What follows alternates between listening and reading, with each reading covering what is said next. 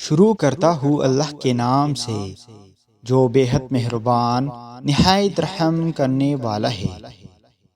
حضرت سیدنا عمر بن خطاب رضی اللہ تعالی عنہ سے روایت ہے، فرماتے ہیں کہ ایک دن ہم نبی اکرم صلی اللہ تعالی علیہ وآلہ وسلم کے پاس بیٹھے تھے کہ اچانک نہایت سفید لباس اور نہایت سیاہ بالوں والا ایک شخص آیا۔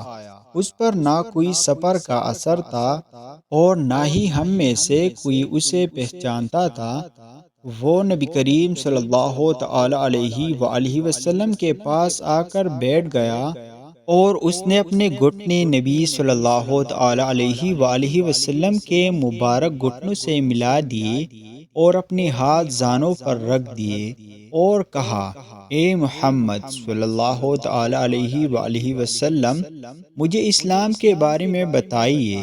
نبی اکرم صلی اللہ تعالی علیہ وآلہ وسلم نے فرمایا، اسلام یہ ہے کہ تو اس بات کی گواہی دے کہ اللہ کے سوا کوئی عبادت کے لائق نہیں اور محمد صلی اللہ تعالی علیہ وآلہ وسلم اللہ کے رسول ہے، اور تو نماز قائم کرے، زکوٰۃ دے، رمضان کے روزے رکھے اور طاقت ہو تو بیت اللہ شریف کا حج کرے۔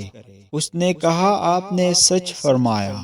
ہمیں اس پر بھی تعجب ہوا کہ خود ہی سوال کرتا ہے اور پھر خود ہی تصدیق بھی کرتا ہے۔